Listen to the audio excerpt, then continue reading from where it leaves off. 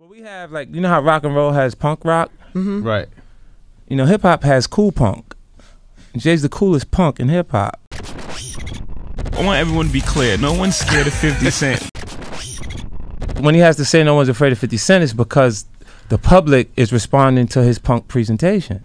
Go against Jigga, your ad was dense. I'm about $1. What the f is 50 cents?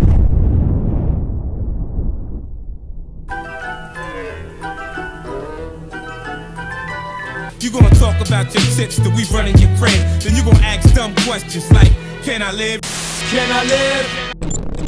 And no, I ain't get shot up a whole bunch of times, or make up this in a whole bunch of lines.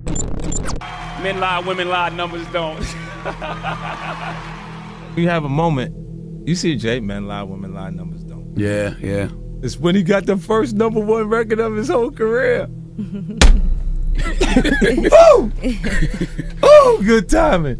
That's what he said. Yo, that boy he's a piece of work for real, man. But Jay and Beyonce was kissing. I was cooking 1,000 grams in my kitchen. Point where Jay walks in the studio, and it was just so happened that everybody was in the studio at the same. I think it was we were working on Blueprint 2. He walked in the studio and he was like, yo, this dude 50, y'all gonna have to deal with him in the next couple months. He said it to the whole crew. You got to deal with him.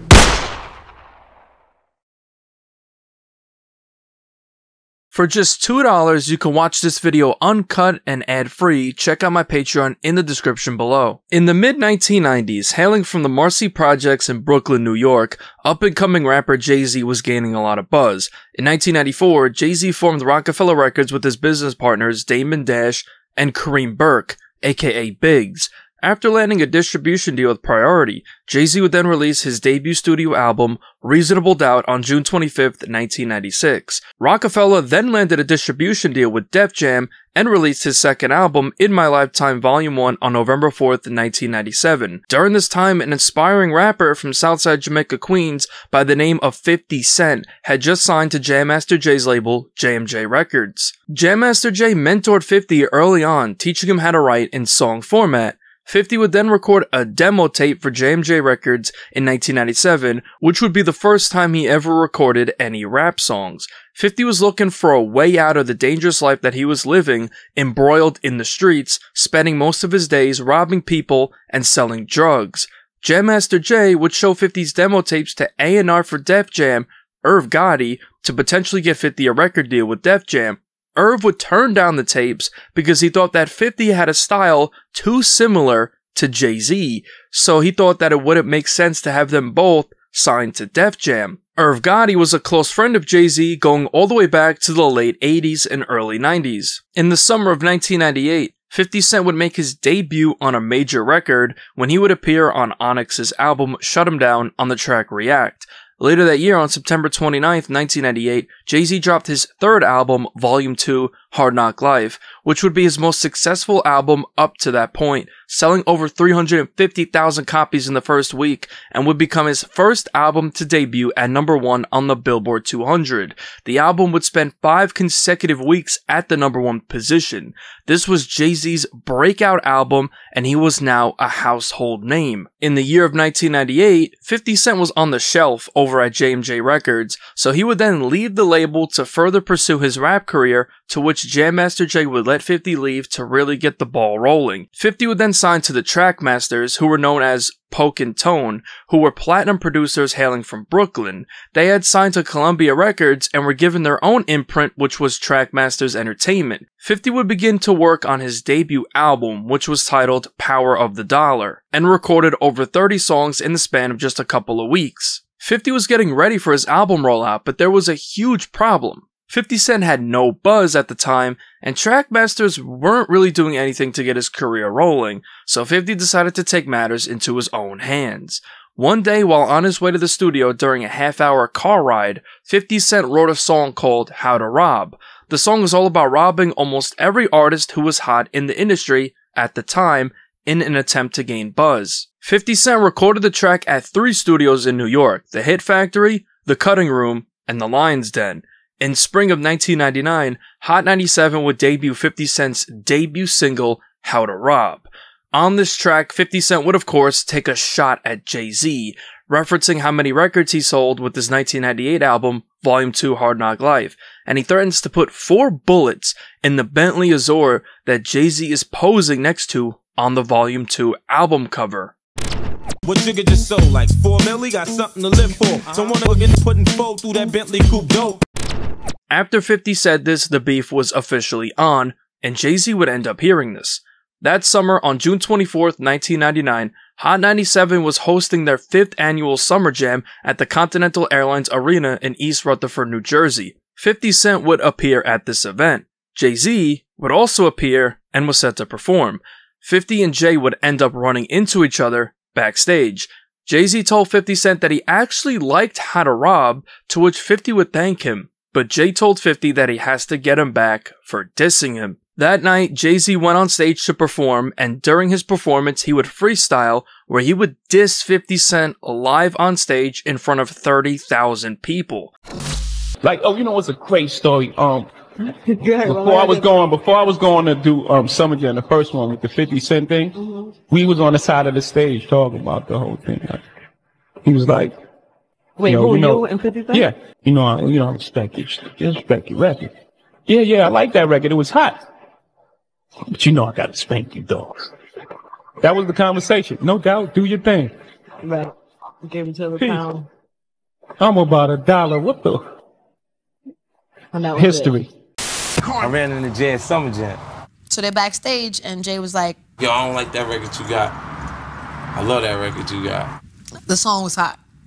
50 was like, good looking. He's like, "But I gotta get you." I'm like, all right, do what you do. I didn't know he meant right then. He go on stage, that's the first time I ever seen 30,000 people. He said, "I'm about $1. Who the fuck is 50 Cent?" I'm about dollars. Who the fuck is 50 Cent?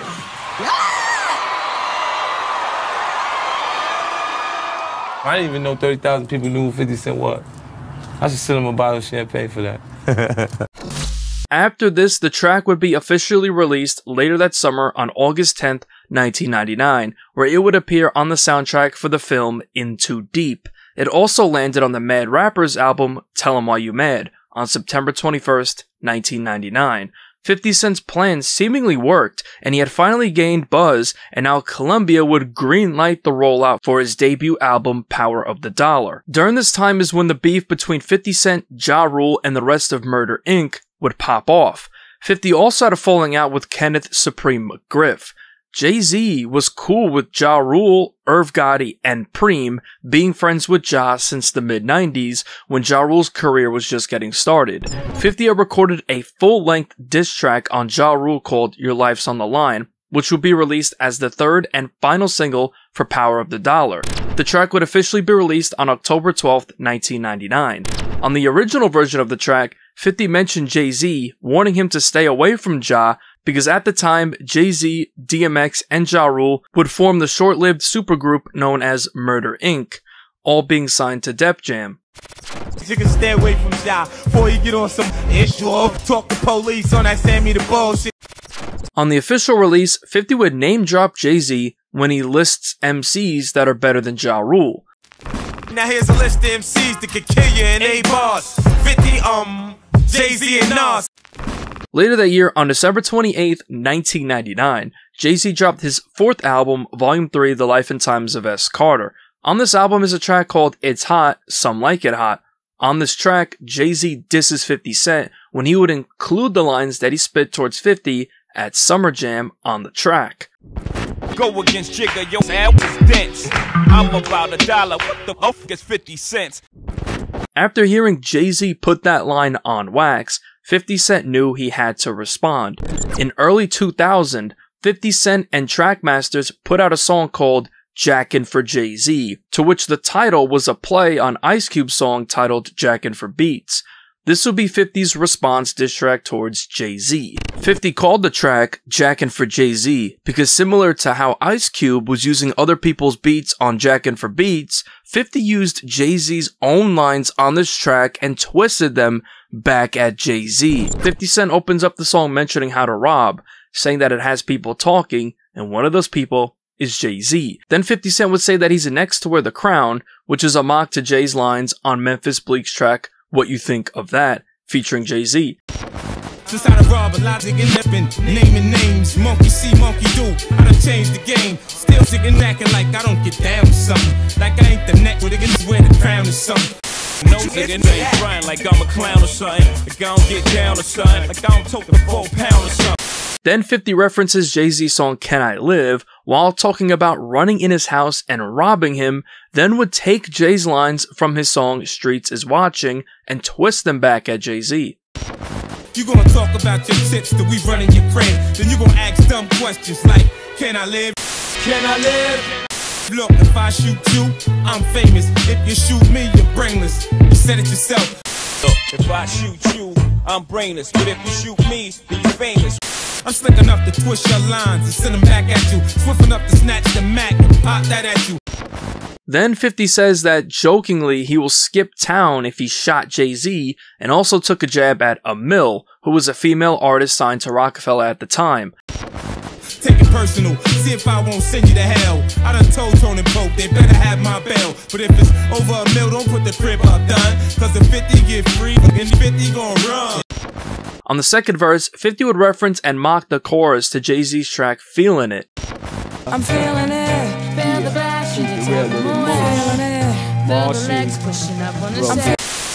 Feeling it, the Benz pulling up on the set. Me jumping out 30 down my neck. This shit you said wasn't nothing to sweat. Then at the end of the track, on the outro, 50 has a message for Jay-Z and everyone else who is coming at him for his How to Rob track. You know what y'all need to do? Get together. Make a We Are the World record. This track would later be known as Be a Gentleman and was released on 50 Cent's 2002 mixtape Guess Who's Back. Unfortunately for 50 Cent, in May of 2000, he would end up getting shot 9 times and couldn't make music while recovering, therefore his momentum came to a screeching halt. Jay-Z, on the other hand, continued thriving, releasing 2 more albums in 2000 and 2001. Hov's relationship with the man who allegedly put the hit out on 50 Cent, Kenneth Supreme, was getting stronger. Jay-Z and Irv Gotti were trying to persuade Preem to get out of the drug game and make a legit living, and knowing that Preem had an interest in making movies, they decided to help fund his 2003 film Crime Partners, which began production in 2001. This would later be revealed in the Supreme Team documentary. Quote, Irv Gotti introduced McGriff to one of his close friends, Jay-Z. This is where the story begins to take a turn. McGriff is around 2 of the most successful names in rap, and they're looking out for him. They're in different cities every night with money, power, and women, and it's all legal. Jay-Z, who had spent a lot of time in the streets moving drugs and down Interstate 95 before music became a viable option, saw McGriff as an OG. He wanted to foster into a life of validity. Now he and Gotti were telling, almost pleading with McGriff to go legit. They funded his 2003 movie Crime Partners. They put him in rooms where multi-million-dollar legal deals were hammered home. Jay-Z and Irv Gotti were attempting to take a street legend from their youth and offer him a path to greater success. After being shot 9 times, 50 Cent was blackballed from most of the recording studios in New York, as no one wanted any part of his beef with Ja Rule and Supreme. 50 would relocate to Canada, along with producer Sha Money XL, and would find a way to release music for free without a label, using mixtapes. 50 would make his official comeback in April of 2002 with his compilation mixtape Guess Who's Back, which featured new songs and songs from his days with Columbia that were supposed to make the final cut for the album Power of the Dollar. 50 Cent would follow up with the G-Unit mixtape 50 Cent is the Future in June of 2002.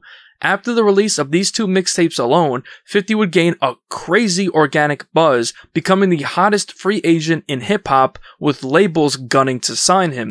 50 knew that New York-based labels were not feeling him, and when Eminem gave him a call, 50 flew to California and signed to Shady Records. On August 1st, 2002, 50 Cent and G-Unit dropped their first mixtape since signing to Shady Records called No Mercy, No Fear. On this mixtape is a track called Funk Flex, where 50 rapped over Scarface's song Guess Who's Back, which featured Jay-Z and Beanie Sigel. On the hook, 50 would reference Beanie Sigel and Jay-Z's line on the track as sort of a mock to both of them. Guess who's Bizak? You still smell like everything in my clothes. Don't make me have to relapse on these walls. living. Guess who's pizzazz? It's not Beanie Siegel, J-Ho. 50 Cent, y'all niggas should know. Don't make me relapse and run up on your nails with the foe.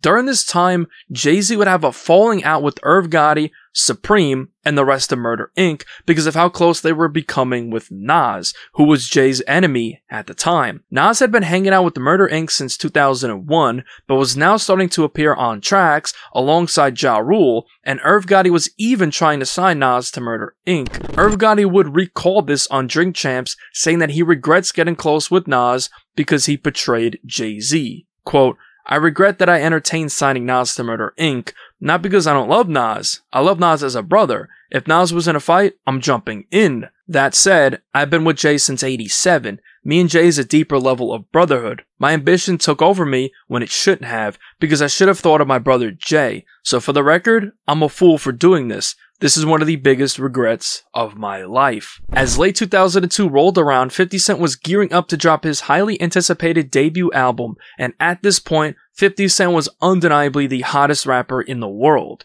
Jay-Z would even tell his Rockefeller artists to put out as much music as possible before 50 Cent drops, because he knew that 50 was about to take over the game.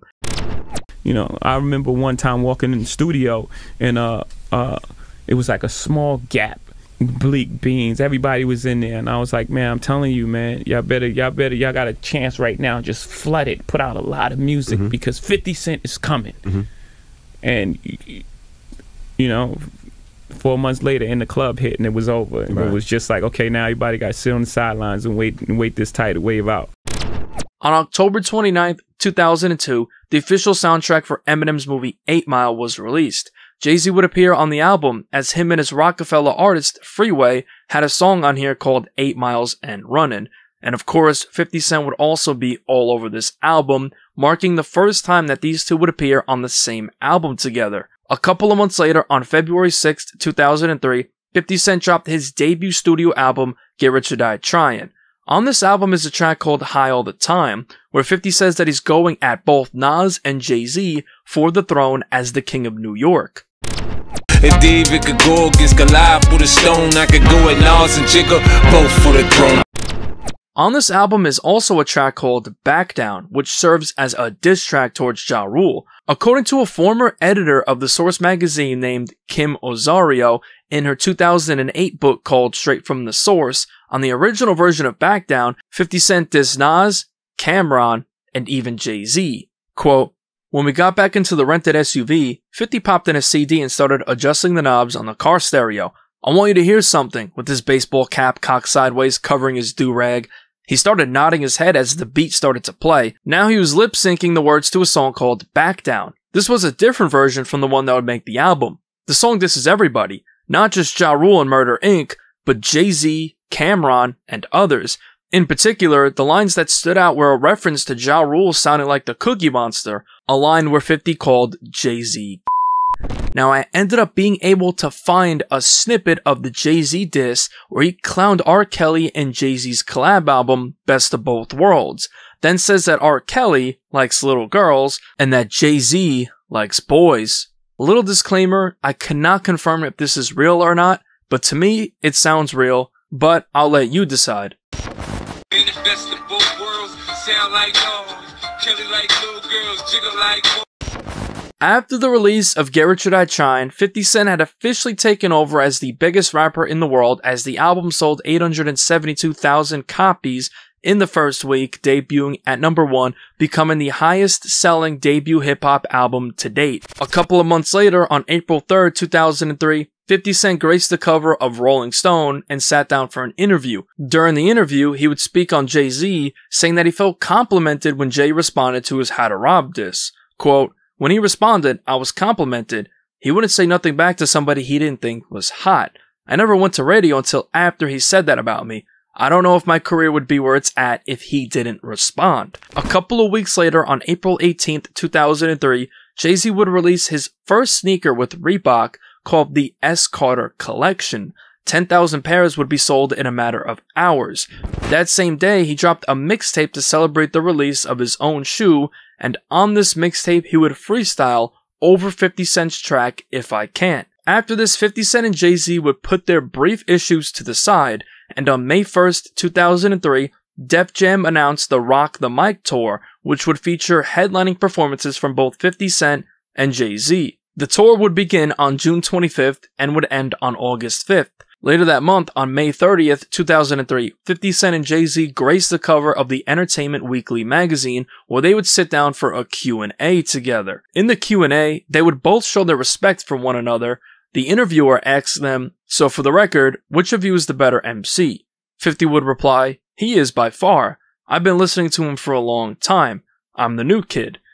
"That's not what you say on your records." 50 replied, "I know, because I'm confident. I've always been competitive. But when you've got 8 years under your belt, and a kid only has 1 summer," Jay-Z would then intervene, saying, "Seniority rules, but all records are made to be broken. You've got Dr. J, and then you have Michael Jordan, and then you've got Kobe. You know what I'm saying? The game just keeps surviving. That's what it's about. If he continues on this path, he could be the greatest. Who knows? It's hard to judge. Why team up for a tour?" Jay replied, "A lot of the time in hip-hop, things that could have been big never get to happen. You used to have the Fresh Fest in 1984. You had Run DMC, Houdini, the whole lineup on one tour. I believe in putting out the hottest thing. We could have toured separately, but we figured if we bring it together, it would be unstoppable." A couple of weeks later, on June 12th, 2003, G-Unit dropped their mixtape, G-Unit Radio Part 2, International Ballers. On the track It Is What It Is, on the outro, 50 would reference the Rock the Mic tour and would even mention Jay-Z. "You should come check me out, you know, Rock the Mic tour. 50 Cent, Jay-Z. That's what everybody talking about in the street."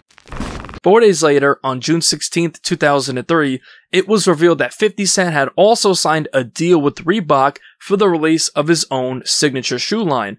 In 2009, it was revealed by Steve Stoute that it was actually Jay-Z's idea to get 50 Cent to sign with Reebok. Seeing how hot 50 was at the time, he knew that his shoes would fly off the shelves. The line would be called the G-Unit G6 and was set for a November 2003 release. On August 5th, 2003, 50 Cent was performing live on the Rock the Mic tour in Atlanta at the Hi-Fi Amphitheater. During his performance, Jay-Z's track It's Hot can be heard as his diss towards 50 played, and 50 was listening and rapped along to it.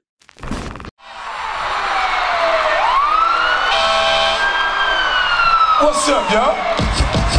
Go against chicken, your ass stinks. I'm about $1. What the fuck is 50 cents? Go to war.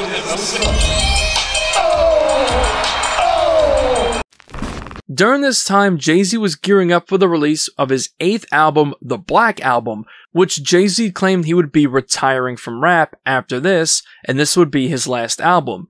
G-Unit, on the other hand, was also gearing up to drop their debut album as a group called Beg for Mercy. Beg for Mercy was set for a release date of November 18th, 2003, while Jay-Z's The Black Album was set for a Black Friday release date of November 28th, which the Black Album being released on Black Friday makes sense. On November 4th, 2003, Reebok would officially launch the G-Unit G6 line, and that day, 50 Cent and G-Unit attended the launch party in New York to debut Allen Iverson's new Answer 7s and the G6. That same day, Jay-Z would debut a single on the radio for the Black Album called What More Can I Say? On this track, it was speculated that Jay-Z referenced 50 Cent when he would reference 50 getting shot 9 times. While debuting the song on the radio, Jay-Z was actually not dissing 50 Cent, but was rather bigging him up, so the line wasn't a diss, just a reference. And no, I ain't get shot up a whole bunch of times, or make up this shit in a whole bunch of lines. At first, 50 didn't know how to perceive this line, and was confused. Noah Callahan of Vibe was with 50 when he heard the line, and details 50's reaction. 50's eyes reveal something between confusion and anger. "Did you hear what he just said?" he questions, to no one in particular. It's quickly explained that while certainly a reference to 50, it's not necessarily a diss, and that Jay actually bigged him up on the radio before debuting the song. 50 sinks into his seat thinking, brooding, his fingers folded together. Surprisingly, he soon returns to his more amiable demeanor, whatever concerns he had appearing to roll off his back. The next day, on November 5th, 2003, it was announced that the Black Album ended up getting leaked online. The release date would therefore be moved 2 weeks earlier than the initial release date of November 28th, with a new release date of November 14th. That same week, G-Unit's album Beg for Mercy would also end up getting leaked online. ShadyRecords.com would post on their website that the album was being moved from November 18th to November 14th, which is the same day as the Black Album. 50 Cent would then go on the radio and bet money that Beg for Mercy would outsell the Black Album, creating a battle of first week sales. On November 13th, 2003, the day before Beg for Mercy dropped, 50 and G-Unit appeared on BET's 106 & Park to discuss the album. During the interview, 50 was asked about Jay-Z's retirement, predicting that it wouldn't last long and he'll be back. I think this is he's serious. I think he's serious about it, but yeah, I think eventually he loved the music. Yeah, he's gonna be back. The next day, on Friday, November 14th, both Beg for Mercy and the Black Album would be released. That same day, 50 Cent and G-Unit would stop by for an interview on the Howard Stern Show. During the interview, he said that he doesn't have issues with Jay-Z. Then a fan would call in asking how he felt about Jay-Z, mentioning him getting shot on What More Can I Say. This is what 50 had to say about it. You didn't have no beef with Jay after what he said in that song at the end, you know, taking bullets and stuff? That was all cool? Yeah, you know what he said? He said, I ain't been shot up a bunch of times. I ain't put bullshit in my lines. I ain't animated to say Busta Rhymes. But those were like 3 descriptions. The first description of being shot up was to me, I think... Well, you were saying you were lying about being shot up? Nah, he said, I ain't been shot a bunch of times. Oh, okay. So. I ain't put bullshit in my lines. Oh. Who's that? Nas. The bullshit. Nas has BS in his rap? Yeah, that's what Jay-Z... Him and Jay-Z been going back and forth. Going at it, yeah. God. Yo, 50, I got a question to ask you, man. Uh-huh. Jigga came at you also on... Jigga? You better watch it. I'm about $1. Who the hell is 50 Cent? Why you didn't come at him? I did. I put out a song. It's called "Be a Gentleman." Yeah. Especially be a gentleman, and you watch what you say. That was hip hop, man. We was just being competitive at that point. It wasn't no beef. Like on November 19th, 2003, the numbers were in. Beg for Mercy selling 377,000 copies in the first week, debuting at number 3 on the Billboard 200, and the Black Album sold 463,000 copies in the first week, debuting at number 1. Beg for Mercy even fell short of outselling Tupac's posthumous album, Tupac Resurrection, which was also released that same day. It was official that Jay-Z had won the sales battle that 50 bet on and outsold Beg for Mercy. Jay-Z would later recall this in his 2010 book, Decoded. Quote, I had my own relatively low-key battle with 50 Cent. When I was about to release the Black Album, we had to push up the release date to get the jump on bootleggers, which put us in the same initial sales week as Beg for Mercy, the first album from 50's crew, G-Unit. 50 in his showman style got on the radio and announced that he was putting money on Beg for Mercy outselling the Black Album. This was the same year that 50's first album, Get Rich or Die Tryin', had an incredible run, including huge first week numbers. Kevin Liles at Def Jam called me, asking me if I wanted to push the date back a couple of weeks to give 50's album and some other high-profile releases that week a chance to breathe. I love Kevin. He's one of the nicest people you'll ever meet, but I told him to put my shit out as planned. The Black Album debuted at number 1, Beg for Mercy was 3rd, and the soundtrack to Resurrection, the Tupac documentary, was the number 2 album on the charts. There was something beautiful about Pac being my closest competition on the charts that week. Aside from the heartbreak of losing 2 great MCs and 1 great friend, I've always felt robbed of my chance to compete with Tupac and Biggie in the best sense, and not just over first week sales numbers. Competition pushes you to become your best self, and in the end, it tells you where you stand. Jordan said the same thing about Larry Bird and Magic. He'd spent his whole career at North Carolina waiting to have the chance to play with them, and by the time Jordan and the Bulls were really coming into their own, Bird and Magic both retired. Jay-Z would then take a shot at 50, saying, quote, rappers who use beef as a marketing plan might get some quick press, but they're missing the point. Now keep this in mind because it will come up later in the timeline. After this friendly competition, 50 Cent and Jay-Z were on good terms, and in early 2004, they would end up coming together for the filming for a Reebok commercial, both promoting their respective shoe lines. On this commercial, 50 and Jay would both rap alongside each other. Just blaze. And I told y'all I was finna blow like C4. Stunting the G5, flying the G4. G-Unit footwear, G apparel. I'm so hood, that blue and that white looks so good. Hip hop, man. We gon' take it to the next level. Kicks match that hat and that throwback. Kids stay color coordinated, man, you know that. Truth is, I ain't got a jump shot, but I got a left hook. I don't swing golf clubs, but I sell like golf brooks. I'm hot, man, I rock Reeboks, man. If it ain't the G-Unit, it's the S-Dot, man. S-Dot's taking off, G4's about to land. See how we cross brand, we boss about it, man. Got the soul of the old Gucci's, if you upset, sue me. If not, sit back and watch me do me. Parking lot pimping, sideline ballers. We don't sweat up the fresh, let the girls do it for us. The watch talk for me, drop talk for he. Brand new S-Dots walk with me. Sorta like you, just scored a bucket. You bow-legged, you frontin', you walking awkwardly. Off with nothing, keep score with me. Give me 3 hot seconds, I break Reebok records. This track would appear on Jay-Z's May 2004 mixtape, S. Carter, the remix. 2004 was a big year for G-Unit, as both Lloyd Banks and Young Buck ended up dropping their solo albums, while 50 was still white hot and working on his highly anticipated second album. 50 Cent was also working with the newest addition to G-Unit, The Game, on behalf of Dr. Dre, and was trying to get Game some momentum to bring the West back. The Game would end up dissing Jay-Z on multiple occasions, to which 50 Cent would end up speaking with Jay-Z personally, telling him not to go at Game and that The Game didn't mean it, because Jay and 50 were on good terms at the time, and 50 thought that Jay could easily end Game's career, being that The Game didn't even have his album out yet. Meanwhile, the now retired Jay-Z had moved on to bigger business ventures. On December 8th, 2004, it was revealed that Jay-Z was named the new president and CEO of Def Jam. This move would end up causing a rift between Jay-Z and Dame Dash. On January 7th, 2005, the G-Unit Radio Part 10 2050 Before the Massacre mixtape dropped. On the track Queen's Pimp, 50 would mention Jay-Z and Beyonce. I stay single till I find the baddest bitch on the planet. Jay got Beyonce, JD got Janet.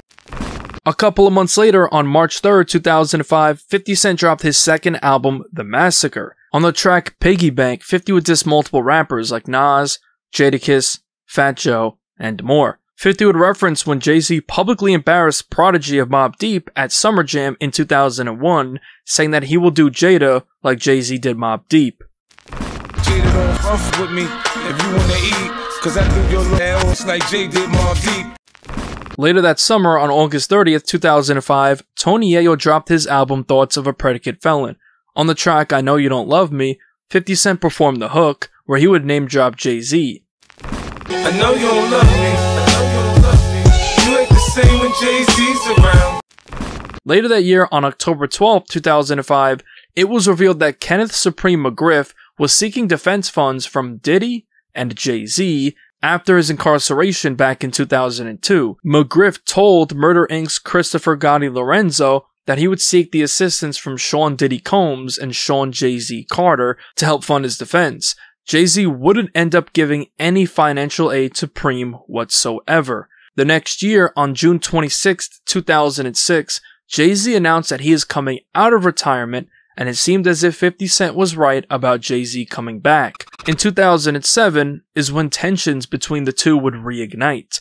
50 Cent would kick off the year by dropping a diss track towards Cam'ron called Funeral Music, after a heated argument on Hot 97. On the track, 50 would throw a jab at Jay-Z, telling Cam'ron that he's not Jay, referring to Jay and Cam'ron's beef.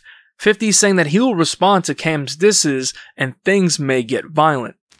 On the street is 50's not Jay, and Cam better stay out his way. After that, in March of 2007, 50 Cent announced his third album, Before I Self-Destruct, will be dropping that June. Eventually, 50 would delay Before I Self-Destruct for a 2008 release and started working on a new concept called Curtis instead.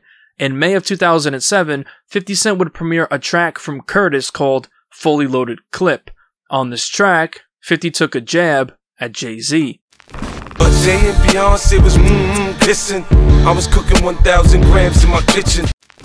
Def Jam artist and longtime friend of Jay-Z, Kanye West, was also gearing up to drop his third album, Graduation. This will lead to a huge battle of sales between 50 Cent and Kanye West. If you want an in-depth look into their beef, check out my video, The Many Beefs of Kanye West. On August 10th, 2007, the music video for 50's track called Follow My Lead would end up leaking online. This track was originally supposed to be the 5th single for Curtis.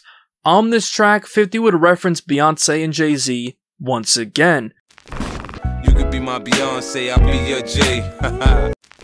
On August 22nd, 2007, while on the Screamfest 07 tour at a stop in New York City at MSG, T.I. planned to bring out New York heavyweights Jay-Z and Diddy at the end of the show. 50 Cent also made an appearance earlier in the night when Kiara, who was the other headliner for the tour along with T.I., would bring out 50 Cent to perform their track Can't Leave Him Alone, which was released in late 2006. 50 would perform I Get Money before exiting the stage. During T.I.'s set, he brought his guest Jay-Z out. Jay-Z actually planned on bringing out Kanye to further promote Graduation, which 50 was going head-to-head with at the time. 50 in his classic troll fashion decided to rush the stage as Jay-Z looked tight and even told him to get off, but 50 insisted and decided to sabotage Jay and Kanye's moment. 50 was doing laps around the stage and at one point started counting money. 50 then joined them to make himself a part of this moment when he wasn't even supposed to be there. Just a devious move by 50 here. Say man, we got, hey. You can get down. You can get down. It's all good. This a real special moment, ain't it? Come on, you can get something. This a real special moment, Let's ain't go. it? 50 Cent would also end up appearing on Smack DVD, which was recorded before Curtis was released. On the DVD, he would premiere a track called So Serious, which was recorded while he was in the UK, and 50 was rapping in a British accent throughout the track. 50 would mention both Puffy and Jay-Z, basically saying that he has more money than the both of them. I'm big in New York, I move like Godzilla, Gorilla, UNIT, Huggin, Grave Digger, ex-Puffy and Jigger, mid-huggin, my pockets get bigger and bigger. This track would also appear on the G-Unit Radio Part 25 Sabrina's Baby Boy mixtape that October. Eventually, on September 11th, 2007, both Graduation and Curtis were released, and now it was time to wait a full week to see who would win the battle of sales. On September 14th, 2007, 50 Cent did an interview with Angie Martinez at Hot 97, where he would speak on the Screamfest incident with Jay-Z, and revealed what Jay whispered to him when he went on stage. So you and Jay, you get along? Yeah, totally. But you take jabs? Well, you know, I mean, we've been in competition for a long time. And you run up on stage when he's doing a little too much. Yeah. He ain't like that. Yeah, she ain't like that. You didn't like it? Tell me again what he said to you when you ran on the stage. You had to come up here, huh? That's so great. Because he was going to have a moment. So he had to share. So you ran up there? Yeah, and then my victory laps. And then Kanye came out. Yeah, he was like, yo, he was scared to death. I swear to God. Like, I don't have a problem. I never have a problem with someone who doesn't actually have a problem with me. That's just who I am. You know what I'm saying? I think people that do that, huh? But you think he's scared? No, I think he was nervous when he saw me. It's a gorilla versus a teddy bear. How do you? Yeah, like I think when he came out onto the stage, something was wrong because it was supposed to be. Because he didn't know what the hell you were doing. Yeah, it's like, there. Wait a minute. Is this gonna be like an incident? This is not how we rehearsed it. Nah, it's like. And you love that. Yeah, I do. Yeah. I really did enjoy that. Bully. I wasn't being a bully. I was just having a good time. So Jay says to you, you had to come up here. Yeah, you had to. And then he was going up the stage. I said, "Run, New York." He stopped. He hates you. Yeah, it's a love-hate situation. It is, isn't it? Yeah. It goes back to Summer Jam. So wait, then Puffy came up there. Yeah, Diddy. See, Diddy. When I told him, I tapped him. I said, "Yo, I'm going up there." He's like, "What?" He said, "What? You going up?" I said, "Yeah." And then I went, and then he was like, "Oh man," I hope he said, "Oh, like for what? Like for the Kanye?" I said, "You thought you were gonna like fight with himself." I said, "Nah, I'm going up there." And then after I went up there, you see, he didn't come until after I did like the first 2 laps. Then he was like, because he was like, okay. "Oh, we good. Let's go." He had to fix it for me because he was like, "Yo, you know, I didn't want him to feel like you was just deboing him." So I said I had to come on here too. So we make it real. So now it's a big old unity, hip hop unity. Unity. It's a lovely thing, and this is going to be a memorable moment in hip hop. On I created stage in it. Madison Square Garden. I created it. 50 Cent, So every time you look at the pictures, you created. Wait a minute, you created it. You it. separated from the beginning. No, but he created. I made it happen. He did make the moment happen. The reason he made it happen was a little shaky, but the outcome was hip hop. Yeah. All right, I'll give you that. Real talk. All right. Yeah, I mean, nobody wants to give me credit for the positive things I do for hip hop. Because your intention wasn't the best. It wasn't the best, but if good things result, then we good. On September 17th, 2007, 50 Cent, Jay-Z, and Diddy all got together to drop a Forbes remix of 50's track I Get Money, as all three of them were in the top 3 on the Forbes Hip Hop Cash Kings list. At the end of his verse, fans speculated that Jay may have been sending a subliminal shot at 50, saying that New York is still his, essentially saying that 50 isn't the king of New York. Yeah, just call me Forbes.com. In case y'all forgot, New York is still mine. On September 18th, 2007, after the numbers got in, it was revealed that Kanye West had beaten 50 Cent in the sales battle. Jay-Z would speak on the Battle of Sales in his 2010 book, Decoded, saying, quote, "Sales battles are a hip-hop phenomenon that you just don't see played out in the same explicit, public ways in other genres of music.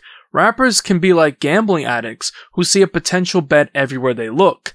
Everywhere we look, we see a competition. A couple years back, when I was still running Def Jam, 50 Cent challenged Kanye West to a battle over who'd get the biggest first week sales numbers. This is when 50 Cent's Curtis album and Kanye's Graduation were scheduled to come out on the same day.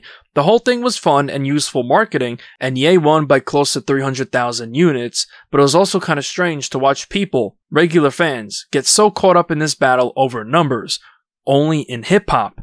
In his 2020 book, Hustle Harder, Hustle Smarter, 50 recalled the Battle of Sales, claiming that Jay-Z did everything in his power to make sure Kanye beat him because 50 claims that Jay felt threatened by his dominance. Even worse, I was competing against an artist whose label was doing everything, and I mean everything, to make sure he beat me. Jimmy Iovine may not have cared about beating Kanye, but Jay-Z, who was the head of Def Jam at the time, damn sure cared about beating me. Jay had been extremely uncomfortable with my run in NYC for years, so he did everything under the sun to make sure he could beat me through Kanye. I realized what I was up against in the weeks leading up to the release when Kanye and I both agreed to do joint appearances on BET. I had planned to bring Eminem with me, but BET told Interscope we couldn't have guests. Interscope said fine and told M not to come. Then the day of the show, I get there, and Jay's performing with Kanye, so clearly, Jay had gone to some length to get around the no guests rule, whereas Interscope had just let it go. They simply weren't as motivated as Jay. Jay took a lot of pride in Kanye's victory. I think that's one of the reasons he's so disappointed in Kanye today. Jay knows how much he supported Ye during that period, but it still wasn't enough for Ye. That probably hurt Jay.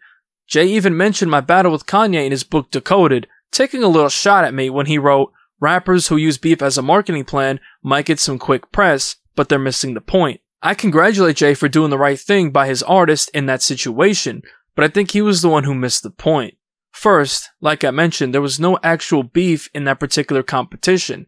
Second, without that competition, I have little doubt that due to Interscope's missteps, my sales would have been much lower. Our competition actually turned what would have been a tough first week for me into a very respectable one. If I'd have just left Interscope to their own devices, I might have only sold 400K that first week. Instead, I managed to salvage a tough situation and create a historic moment. As I later told the interviewer, Kanye West gets the trophy, 50 Cent gets the check. That's no shot at Kanye, he made a lot of money too, but it's a trade I'll take every time. During this time in late 2007, Eminem was actually planning on dropping another album which is rumored to be called King Mathers. In late 2007, Eminem recorded a track for the album called Syllables. The track would feature Dr. Dre, Cassius, Stat Quo, 50 Cent, and Jay-Z, marking another track that 50 and Jay appeared on together. Unfortunately, the track would never end up being released, but later leaked online. On November 20th, 2007, Rockefeller/Def Jam artist Freeway dropped his album Free at Last, to which 50 would appear on the track Take It to the Top. According to Freeway, The album was executive produced by 50 Cent, who also purchased publishing on the album, leading to speculation that Freeway was signed to G-Unit Records, but that never ended up happening. In 2009 is when the beef between 50 Cent and Jay-Z would fully reignite. 50 started off the year dropping a track called Play This on the Radio in January 2009. On this track, he went at Lil Wayne and Oprah. On the track, while dissing Oprah, 50 would take a jab at Jay-Z, saying that unlike Jay, he won't sip tea and talk on her sofa. I don't wanna sip tea and shit chat on your sofa. If I ain't Jay-Z, I'll you Oprah. That same month, a beef would break out between 50 Cent and Rick Ross. Jay-Z was the one who actually signed Rick Ross to Def Jam back in 2006.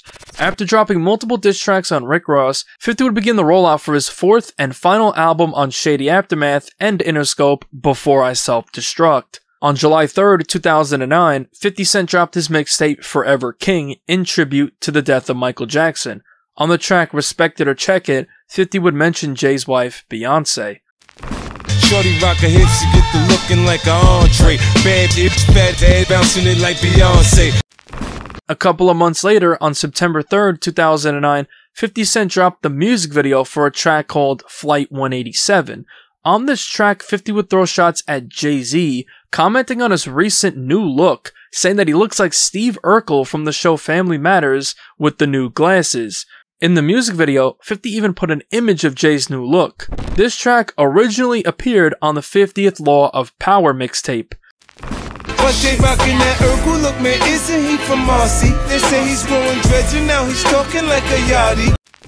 A couple of days later, on September 8th, 2009, Jay-Z dropped his album The Blueprint 3, and on the track A Star Is Born, Jay-Z chronicles everybody who he watched come up in the rap game since he's been a part of it. On the track, he would talk about 50's come up and even referenced his diss at the 1999 Summer Jam. 50 came through like hurricanes do. I thought I finished the Summer Jam too. A couple of days later, on September 13th, 2009, at the 2009 MTV VMAs, Kanye West would infamously interrupt Taylor Swift's acceptance speech, grabbing the mic from her hand. The next day, on September 14th, 50 did an interview with Much, where he would speak on the Kanye and Taylor Swift situation, saying that if Kanye ever did that to him, he'd black his eye. I wish he would come take one of my awards so I could black his eye in front of everybody. Yeah, you might not have put up with it the way that she did. He pick and choose who you feel safe doing that with, though. To be honest, like, Exactly. you shouldn't worry about me. Pink was finna get to him. Yeah, she's gonna take him Like, out, I what? think. Later that month, on September 22nd, 2009, Jay-Z sat down with Trevor Nelson on BBC One for an interview, and during the interview, he would respond to 50, rebuting his claim, saying that Kanye would have done the same thing to 50, and that no one is scared of 50 Cent. To answer on his behalf, if you can, is that I think he's picking his victims a bit too easily. I don't think he would have done that if that was 50 up there, you know? I think he would have done that if that was 50 Cent. No one's scared of 50 Cent. Well, you know what I mean. I'm just, I want everyone to be clear. No one's scared of 50 Cent. A couple of weeks later, on October 1st, 50 Cent sat down with Angie Martinez for an interview on Hot 97. 50 responded to Jay's rebuttal, calling Jay-Z a punk. That's why I made a statement about Taylor Swift. Like I said, if I was actually up there, he wouldn't come take my trophy. Right. Kanye West. Mm-hmm. And Jay disagrees. Jay said nobody's scared of 50. That's what the quote was. Yeah, but that really, he should address the guy who made him feel like a punk. Well, he had to make it clear that no one's scared of 50 Cent, because that person was obviously making him feel like maybe he's afraid or Kanye West is afraid of 50 Cent. It wasn't 50 Cent. But and the public misinterprets it. Like, see, well, we have, like, you know how rock and roll has punk rock? Mm-hmm. Right. You know, hip-hop has cool punk. Jay's the coolest punk in hip-hop. His presentation makes people decide to say, oh, man. you know, because he's big. And his take on it is bigger than the actual art form. He won't actually compete. So there's points where the artist will do things just to create a competition, like the battling that has always been a part of the culture, and it doesn't happen because he just looks like, in words from Slick Rick, these peasants. Does that bother you? Does it bother you? No, it doesn't bother me. It's just his choice. You know, but when he has to say no one's afraid of 50 Cent, it's because the public is responding to his punk presentation. It's not 50 Cent. I don't have a problem with him. I think he was responding to you saying that Kanye would be scared if you were on. Kanye would not take a trophy from me. Neither Jay-Z. Right. Neither one of them. What would you have? No, we'd have had altercation right there. What would you have done if Little Mama jumped on the stage while you? Little Mama would not jump on the 50 Cent stage. What would you do? What would you do? All of these things are happening because they're comfortable with him. His presentation is. But you can't. He's becoming more approachable. But you couldn't let's get just be honest. Little Mama. You look crazy. No, but Little Mama would understand that ain't a cool space for you to just be walking on to. Like, even if you appreciate Jay-Z and you enjoy him, you don't just walk on the middle of a man's stage in the set. You know what I mean? Not at a award show. Who's confused about that? The whole audience is excited. You know, everybody would be up there if that's the case. You know what I'm saying? Like, but you're saying your stage would not be so comfortable for anybody to go up there. And I like it like that.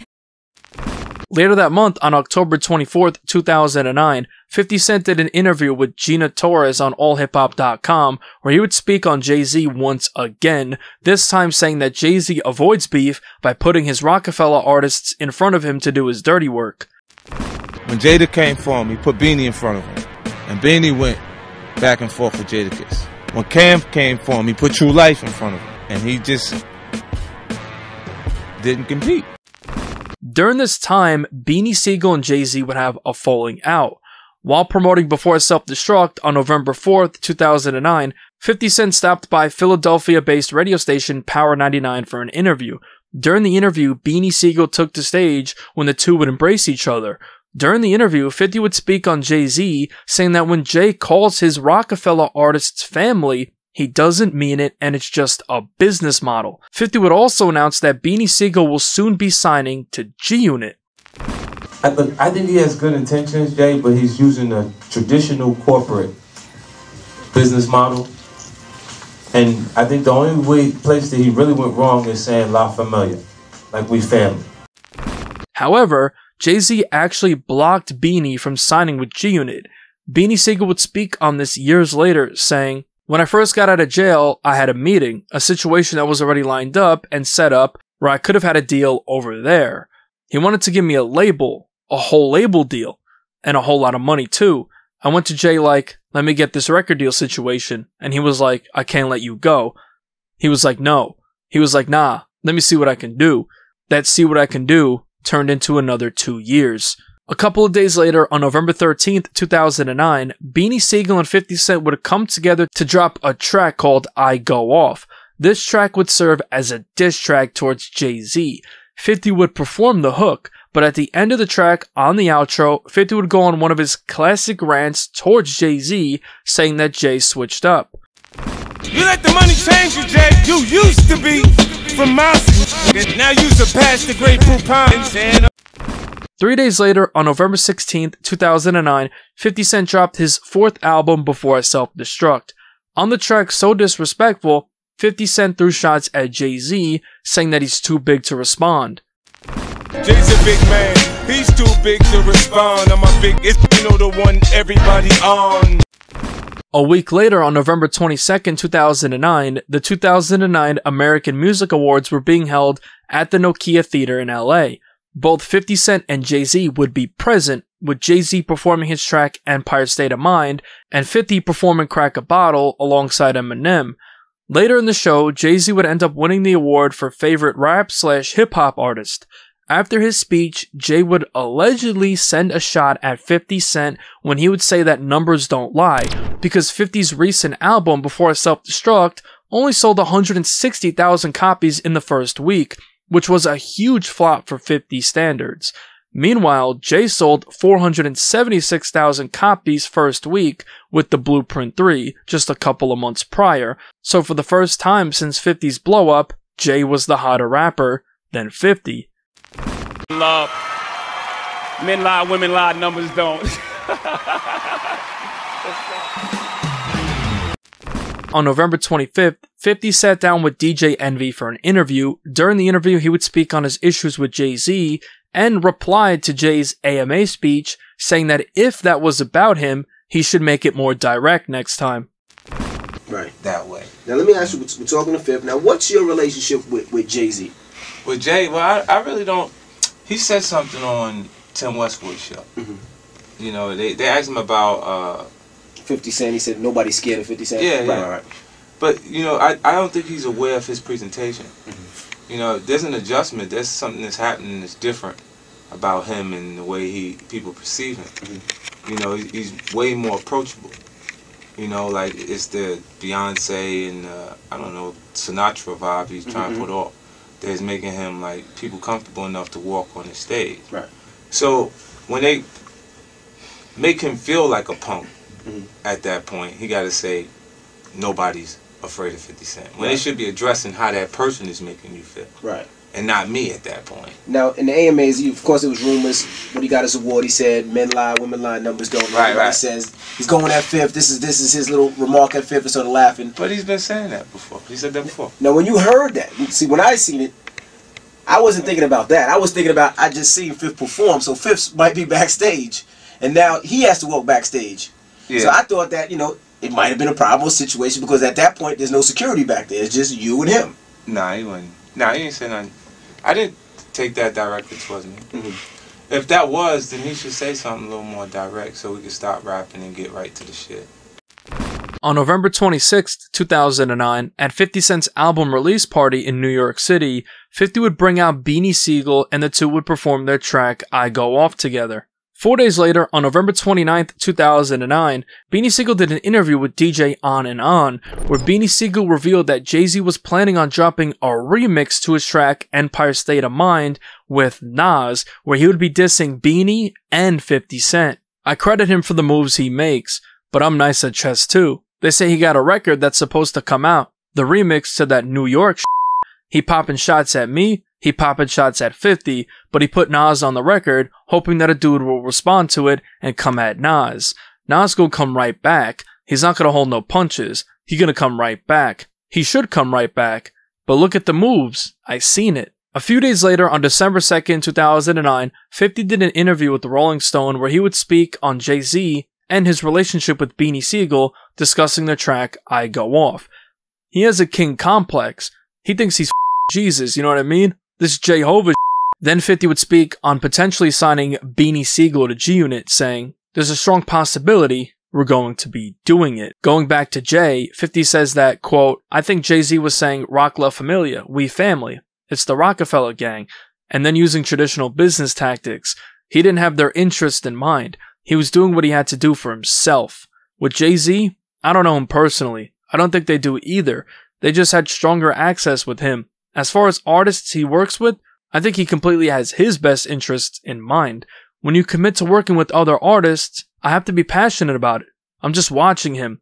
I'd love for him to say something he's not supposed to say about me. The difference is the last guy he competed with was Nas, and he lost.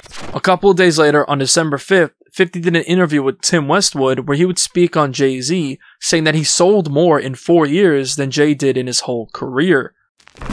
There ain't never been no 50 Cent Jay-Z conversations, questioning whether there was a competition between the two of them. There's a huge difference in energy internationally in 50 Cent and Jay-Z. In fact, his largest selling record sold 430-something thousand copies. My largest selling records, plural, 2 of them sold 5 million. That's Get Rich or Die Trying and The Massacre. You know, so it's a huge difference in who we are with each other internationally. Let them be fooled in America and think there's a competition there. Because America can be purchased. We can buy it with marketing dollars. You see what I'm saying? But the rest of the world, there's not enough marketing dollars to go around to change the way the rest of the world feels about you. You know, and not necessarily him talking about me, because I just talked to you about the numbers. Yes. If we looked at the numbers, then you'd feel like I did his entire career in 4 years. What he did in 15, I did in 4. On January 18th, 2010, 50 Cent sat down with DJ Clue and DJ Envy for an interview where he would further speak on Jay-Z. Now, AMAs, a couple Men lie, women lie, numbers don't. Yeah. Now, everybody was saying Jay-Z was taking a shot at you. And I didn't take it that way. Because if we looked at all of the numbers, you see I did his career in 4 years. I heard you say that before. Years. In 4 years. So you can't, I wouldn't say that. I mean, the largest selling album he's had internationally sold 430,000 copies. Hard Knock Life. I sold 5 million twice. So when we leave here, you know who's who. Now, what is y'all relationship, though? Because it seems like y'all take stabs every once in a while. But then I see y'all on stage, and then y'all perform, and then I see y'all take pictures with each other. Because it's the competitive nature of the art form. It's still there. He still competes, too. He just does it so subliminal that people don't read it. And that's like, to me, it's a softer way to do it, the safer way to do it, because no one directly feels offended by it. If that meant what, you know, those people were saying it, man, I'm like, why not just say it? They say the best shots is taken by snipers. Oh, yeah? Well, then I don't feel the bullets. You see what I'm saying? And you at least gotta let the bullet go. In June of 2010, 50 would do an interview with Big Boy's Neighborhood where he would further explain why he calls Jay-Z a punk. If somebody had an issue with you, you would go and you'd approach it or figure out why they actually have that issue. And when they come to Jay, he goes, I ain't saying nothing to them, like they're not on my level. Right. Type of things. And a lot of the guys that I've had to compete with were guys who previously disrespected Jay-Z and he didn't respond to it. Right. Do you feel like that's the way Jay-Z gets down is just different from 50, or you feel like yeah, I think it's his character. Right. You know, it's certain comforts that people have based on, I guess, their experience. I think the things you go through make you who you are. And so that makes him the coolest punk. Yeah. Right. In hip-hop.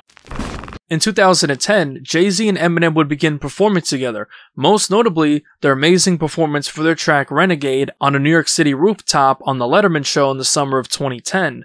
On September 2nd, 2010, Jay-Z and Eminem would tour together briefly, dubbed as the Home and Home Tour. The tour only lasted about 2 weeks with 4 show dates, 2 of them at Comerica Park in Detroit, home of the Tigers, then 2 shows at Yankee Stadium in New York. On September 2nd, while performing at Comerica Park, Jay-Z brought out multiple guests like Memphis Bleek and Jeezy. Eminem would bring out D12, The Alchemist, Drake, Trick, and 50 Cent along with G-Unit. The next morning, on September 3rd, it was revealed that 50 Cent and Jay-Z actually ran into each other backstage, as the two were seen photographed talking to each other. After the photo surfaced online, people were speculating that Jay-Z and 50 Cent had resolved their issues. The next day, on September 4th, 2010, 50 did an interview with MTV News where he would speak on his run-in with Jay-Z. "We got a chance to kick it for a minute," 50 said. "I know people were interested in what that conversation was like, but they can ask Jay-Z. I take people's actions as if it's genuinely how they feel. I can only use what I saw you do as if that's what you meant. I can't understand what your motivation was prior to that." Now, according to an unknown source, they claim that 50 approached Jay backstage and said, quote, "What's up, we gonna kill each other? Or what?" And Jay's response was, "And f*** up the money? I ain't with it." Later that year, on December 31st, 2010, Jay-Z threw a New Year's Eve party at the Marquee Club in Las Vegas, located inside the Cosmopolitan Hotel. Jay-Z and Coldplay would headline the event with performances. 50 Cent would attend the party along with Floyd Mayweather, with 50, Floyd, and Jay-Z all being photographed together. 50 and Jay were even seen photographed, laughing, having a good time. So for the second time in that year, 50 and Jay were seen together. The next year, on May 8th, 2011, 50 Cent did an interview with MTV UK where he would say that he and Jay-Z aren't friends. Quote, "We are in the same business. We are not necessarily friends." In a bygone fashion, 50 says he and Jay use each other repeatedly for energy. "It's not like we have something against each other to make us enemies." Fast forward to May 1st, 2012, Jadakiss stopped by Shade 45 to speak to DJ Who Kid on his show The Hollywood Shuffle. Jada revealed that Jay-Z praised 50 Cent's hook writing ability in the studio once. "It goes with what the beat's telling me. Sometimes I'll get the hook first, but most times I'll get the bars. Though, because that's just my element of the game," Jada said. "That's why Fifth was another kind of monster, because his hook game was on a whole nother level. Me and Hove was talking about it one time, and he was like, quote, 'Yo, This guy's hooks are crazy. After this, everything would die out for a couple of more years, but fast forward to 2014, 50 Cent was rolling out his 5th album, Animal Ambition. While on a promotional run for the album, on March 17th, 2014, 50 Cent would sit down for an interview during his SiriusXM Town Hall event. During this interview, 50 Cent would claim that he was the reason that Jay-Z retired from making rap music in 2003 up until 2006. You gotta say, where was Jay-Z from 2003 to 2006? I saw 23 million records between 2003 and 2006. Right. He stopped making music, said, I'm going to go be the president of a record company. I quit. We'll get back to what me and you got later, Fifth. I quit, time out. I'll come back to play later. Then he signed the Beyonce contract. I was like, yeah, men lie, women lie, numbers don't. Right. Was that joint? That shit's a tough one to beat. You got, I can't really get with it. Like when she started doing all that, I said, God damn. On March 31st, 2014, 50 Cent stopped by the Breakfast Club, and during the interview, he would speak on Jay-Z when comparing his G-Unit artists to Jay's Rockefeller artists, saying that Jay uses his artists for momentum when they become hot.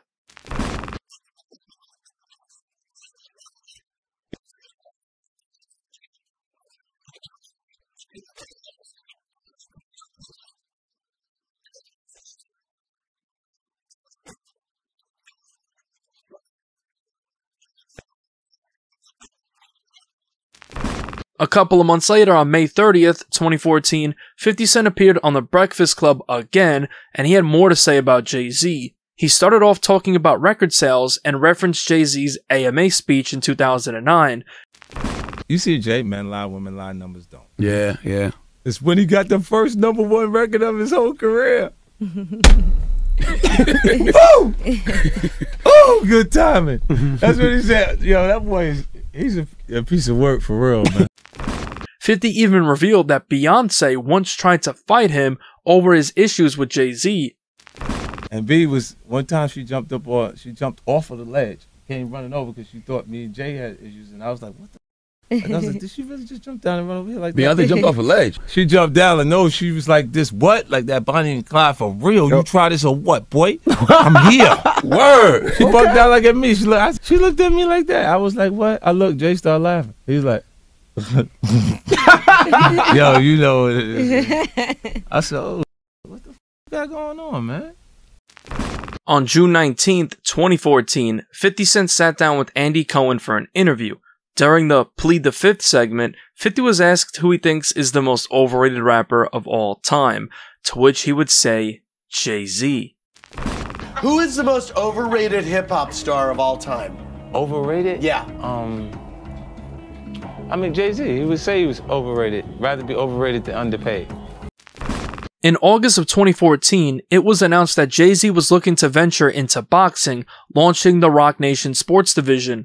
50 Cent was also venturing into boxing, launching his promotion called SMS Promotions, which he launched in late 2012 as a joint company with Floyd Mayweather. In December of 2014, Roc Nation Sports revealed their first fight card will take place on January 9th, 2015. A couple of days after this was announced, on December 11th, 2014, 50 Cent did an interview with BET.com where he would say that Jay-Z's boxing promotion will fail.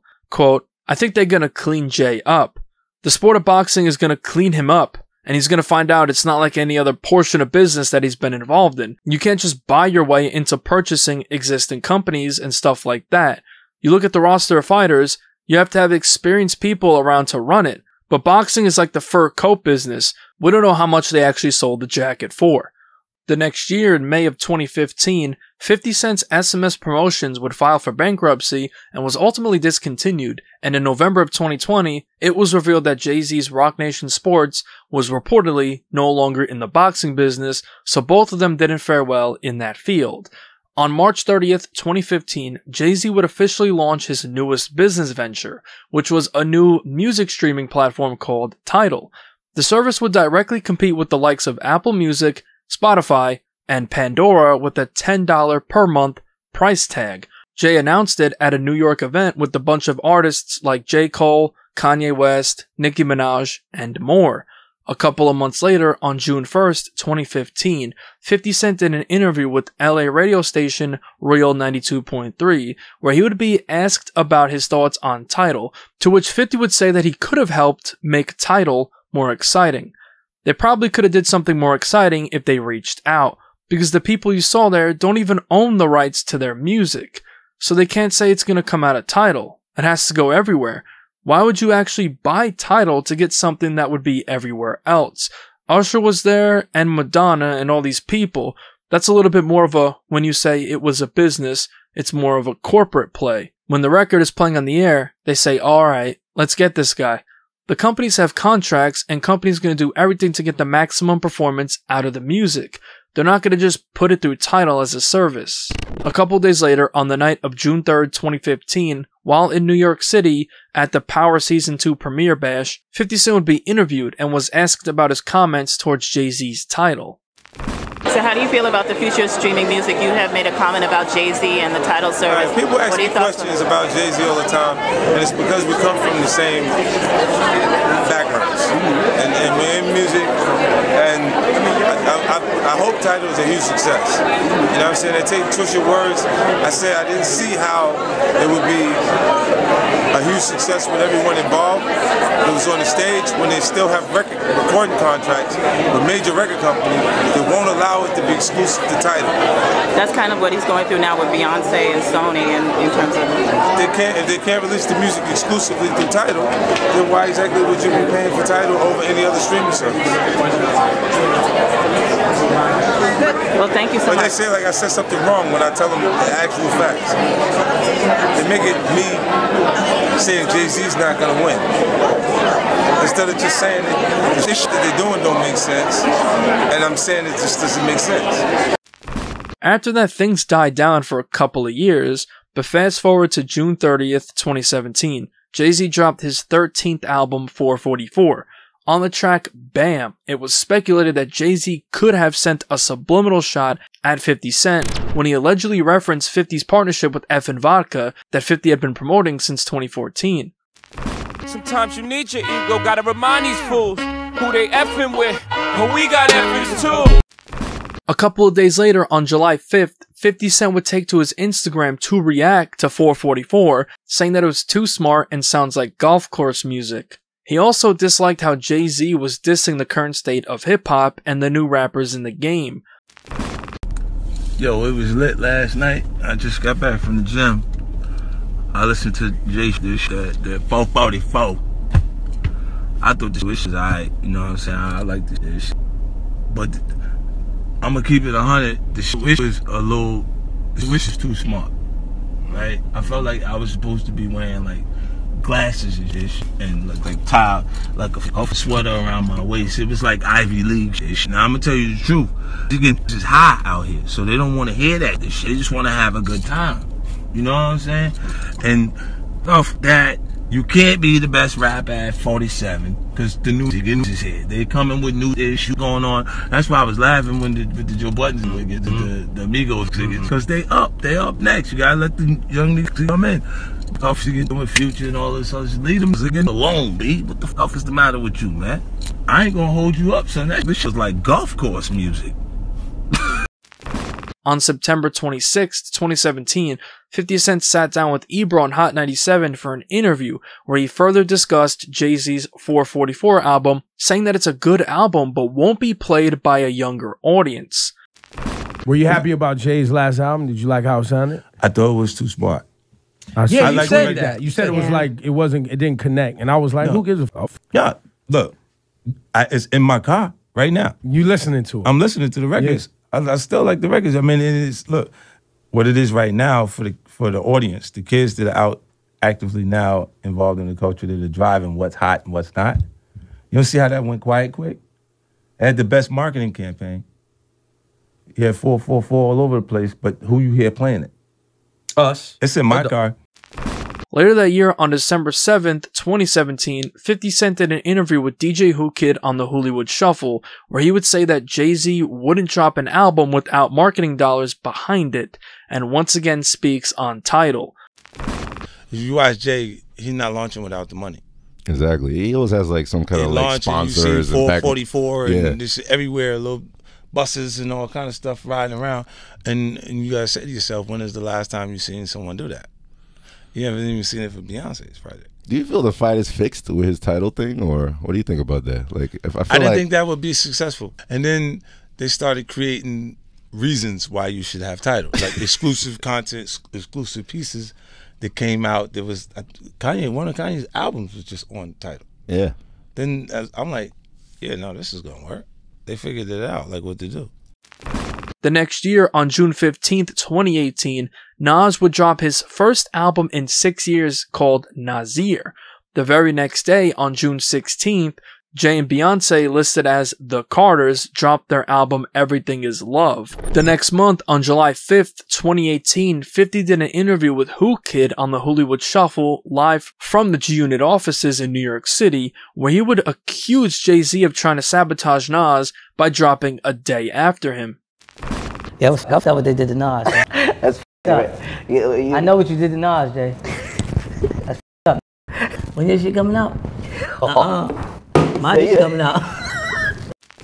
Fast forward the next year, on August 13th, 2019, it was announced that the NFL signed a deal with Jay-Z's Roc Nation to a long-term deal to pick artists for the Super Bowl halftime show performance, also to help with the production and promotion of the event. On September 9th, 2019, 50 Cent did an interview on Ebro in the Morning on Hot 97, where he was asked about his thoughts on Jay-Z and Roc Nation's new deal with the NFL. Now, I normally, well, I sometimes don't like asking people about other people's business, but I have to say in this case, I'm so interested in your take. I have not heard what your thoughts are on the Jay-Z NFL relationship. Well, I'm very curious to how you see it. Well, that's really a Live Nation deal. You know what I'm saying? More than Roc Nation. Well, Roc Nation deal. You know what I'm saying? Like, it's because his company is housing a large portion of the talent in our culture right now. On September 17th, 2019, 50 Cent did an interview on Big Boy when asked about the battle of sales that he had with Kanye back in 2007. He said that Jay-Z did everything he could to beat him once again, and then says that they even fudged the numbers for Kanye to win. What about when you said when Curtis, the album, and Graduation, when y'all went up against each other? Yeah. And I thought that was a great moment for hip hop. It was. And you said that if he sold more records than you, then you would retire. And everybody felt like he was the underdog at that time. Yeah, he was. And y'all had great albums. He sold more. You didn't retire. You know what happened is, later, if you look at Jay-Z's documentary, he points that moment out as a point that he beat me, right? How did he beat me if it was Kanye? It's because he was the president of Def Jam, and they did everything they could to make that work at that point. So it was like, we have to make the numbers. Oh. You think it was fuzzy math? Absolutely. Absolutely. Things would go quiet for a couple of years, but fast forward to October of 2021. It was announced that Snoop Dogg, Eminem, Dr. Dre, Mary J. Blige, and Kendrick Lamar would be headlining the Super Bowl 56 halftime show at SoFi Stadium in Inglewood, California. Now, right off the bat, you can see that there's no sign of 50 Cent at all. 50 Cent would end up coming out as a surprise guest and would perform alongside the headliners.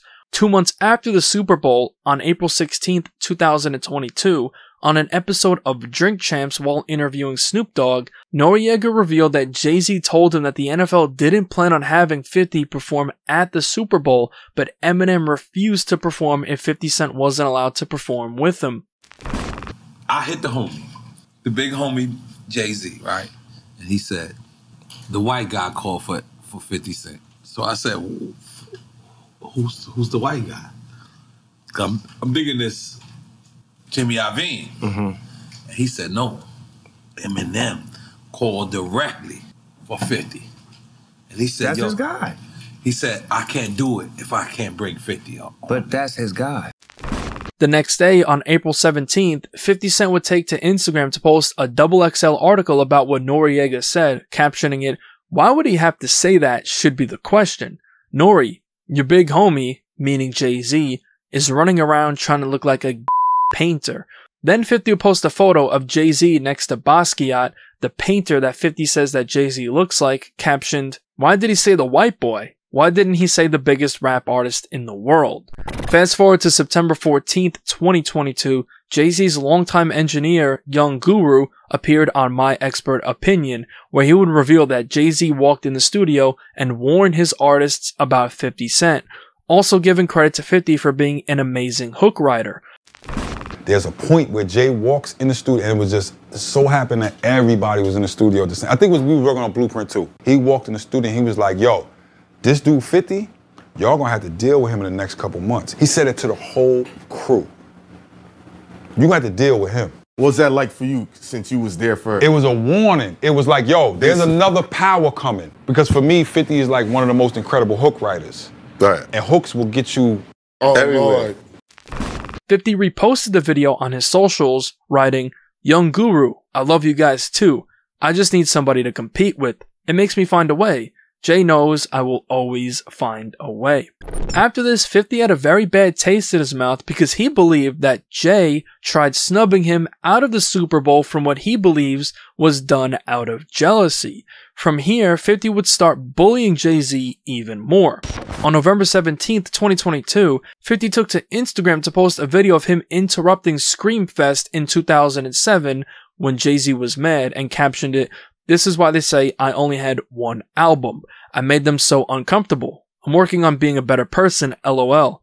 A couple of months later, on January 6th, 2023, 50 Cent did an interview with the Big Boy where he would speak on the Super Bowl situation where he would diss Jay-Z once again, saying that he looks like Basquiat. I wasn't in the ad because of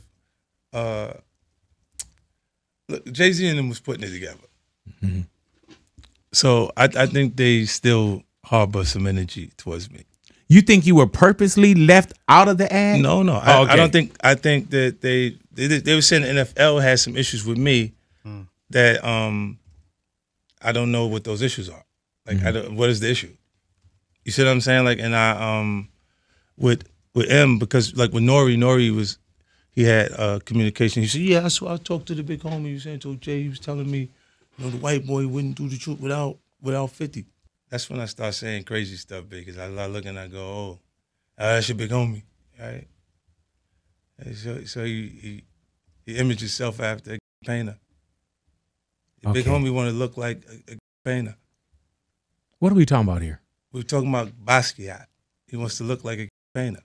Did you and Jay-Z ever have a conversation, or y'all in different offices as far as like? We don't need to talk about nothing. I heard that. A couple of months later, on March 3rd, 2023, 50 Cent appeared on The Beat with Ari Melber, and when asked about Jay-Z, he called him a good businessman, but he didn't mention him as an artist. Nas, the best. Jay-Z, good business. In late 2023, 50 Cent would then shift his focus towards Diddy, who had a bunch of crazy stuff come out about him. If you want a deeper look into their beef, check out my 50 Cent versus Diddy video. In 2024, 50 would then begin trolling Jay-Z. On May 16th, he took to IG to post a photo mocking Jay-Z's lip size and accusing Jay-Z of staying low while everything is going on with Diddy, with the caption, "Jay in hibernation. He ain't coming outside till this shit with Puff blow over. No brunch, no lunch, no dinner, LOL." 50 then posted another photo with Jay-Z on the side of a milk carton missing, captioned, "Anybody seen Jay, LOL?" Puff said the dude ain't answering the phone. Then another, this time with the photo of Jay-Z waving, captioned, "Here's Jay-Z last reported seen waving at Puffy Jet, LOL." Later that year, in December of 2024, Jay-Z would be sued and accused of assault from a woman who claims he and Diddy assaulted her when she was 13 back in 2000 after the MTV VMAs. Of course, 50 Cent would chime in when he posted a photo writing, "Okay, I don't know what's going on, but are we still gonna have the Super Bowl? I'm just asking for a friend."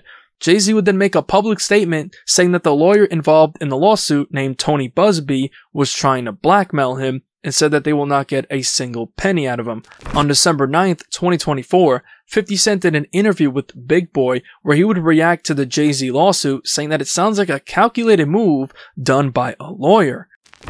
The statement is something you can tell it was written by a lawyer. Because there's a point where it kind of gets aggressive. He says, like, you're going to find out like how I'll handle this. Like, and that's an attorney want to be combative with another attorney. That's not like your publicist wouldn't say those things. That same day, Jay-Z, Beyonce, their daughter Blue Ivy, and Beyonce's mother would make an appearance on the red carpet for the premiere of Mufasa the Lion King amidst the ongoing lawsuit. 50 Cent would post a video of them on the red carpet with the caption saying, Jay said, "They said I everybody get dressed. We're going to see Mufasa, LOL." On December 13th, the alleged victim would make a public statement to which her father would say that he does not recall ever having to pick her up from a gas station, despite the victim making that claim. 50 would react with a photo on IG with the picture of Basquiat with "not guilty" written on it, captioned, "Man, the lying. Her own daddy wouldn't support the story. Coulda ruined the man's life. What the Busby gotta pay for this shit." As 2025 rolled around, 50 Cent would continue trolling Jay-Z. Eventually, in February 2025, the case against Jay-Z and Diddy was eventually dismissed by the attorney representing the alleged victim. That's where the timeline stops in the 50 Cent and Jay-Z beef as of the time this video is being made. One thing you can guarantee is that 50 Cent ain't gonna stop antagonizing Jay-Z anytime soon.